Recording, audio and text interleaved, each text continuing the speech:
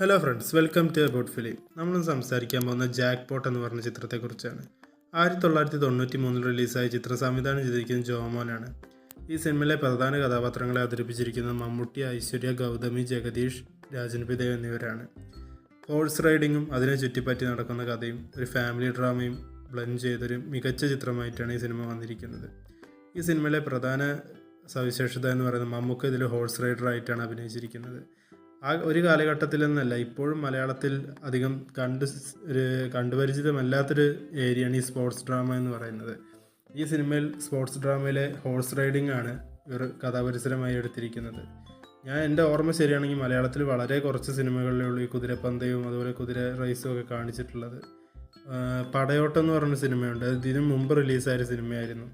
ആ സിനിമയിലാണ് കുതിരപ്പന്തയും അതിനെ ചുറ്റിപ്പറ്റി നടക്കുന്ന കഥയൊക്കെ കാണിച്ചിട്ടുള്ളത്. പക്ഷേ അതിനേക്കാളും ഡീപ്പായിട്ടാണ് ഈ ചിത്രത്തിൽ പറഞ്ഞിരിക്കുന്നത്.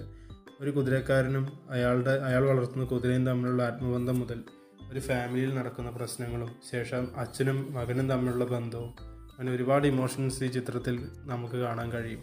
കൂടെ മനോഹരമായ പാട്ടാണ് ഈ സിനിമയുടെ. ഇളയരാജയായിരുന്നു ഈ ചിത്രത്തിന് വേണ്ടി മ്യൂസിക് കൈകാര്യം ചെയ്തിരിക്കുന്നത്. വളരെ മികച്ച സൗണ്ട് ട്രാക്കുകളാണ് ഈ സിനിമയിലുള്ളത്.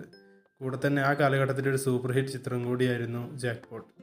മമ്മൂക്കാൻ്റെ ഒരു മികച്ച പ്രകടനം തന്നെ ഈ ചിത്രത്തിൽ നിങ്ങൾക്ക് കാണാൻ സാധിക്കും.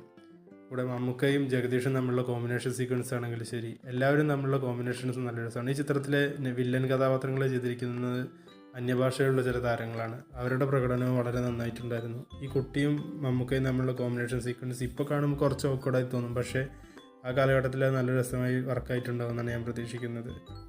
കൂടെ ഈ സിനിമ കാണാത്തവരുണ്ടെങ്കിൽ നിങ്ങൾ കണ്ടിട്ട് ഈ ചിത്രത്തിനെ കുറിച്ചുള്ള അഭിപ്രായം നിങ്ങൾ നമ്മൾ കമൻറ്റ് ബോക്സിൽ പറയണം. ഈ സിനിമയെക്കുറിച്ച് ഞാൻ പറയാൻ കാരണം എന്താണെന്ന് വെച്ചാൽ, വളരെ കാലങ്ങൾക്ക് മുമ്പാണ് ഞാൻ ഈ ചിത്രം കണ്ടത്. പക്ഷേ അന്ന് കണ്ട അതേ ഫ്രഷ്നെസ്സിൽ എനിക്ക് ഇപ്പോഴും ഈ സിനിമ കാണാൻ കഴിയുന്നു എന്നുള്ളതാണ് ഇതിൻ്റെ സവിശേഷത. ഇങ്ങനെയുള്ള സിനിമകൾ വളരെ റയറാണ്. മലയാളത്തിലധികം കണ്ടുപരിചയമില്ലാത്ത ജേണറുകളിൽ ഇങ്ങനെയുള്ള സിനിമകൾ വരുമ്പോൾ നമ്മൾ കാണണമെന്നാണ് ഞാൻ ആഗ്രഹിക്കുന്നത്. അതിനുവേണ്ടിയാണ് ഇപ്പോൾ ഈ ചിത്രം ഞാൻ നിങ്ങൾക്ക് വേണ്ടി സജസ്റ്റ് ചെയ്തിരിക്കുന്നത്. നിങ്ങളിത് കണ്ടിട്ട് നിങ്ങളുടെ അഭിപ്രായം നമ്മൾ കമൻറ്റ് ബോക്സിൽ വന്ന് രേഖപ്പെടുത്തുക. മറക്കരുത്. നമ്മുടെ ചാനൽ ഇതുപോലുള്ള വീഡിയോകൾക്കായി വീണ്ടും കാണാൻ വേണ്ടി സബ്സ്ക്രൈബ്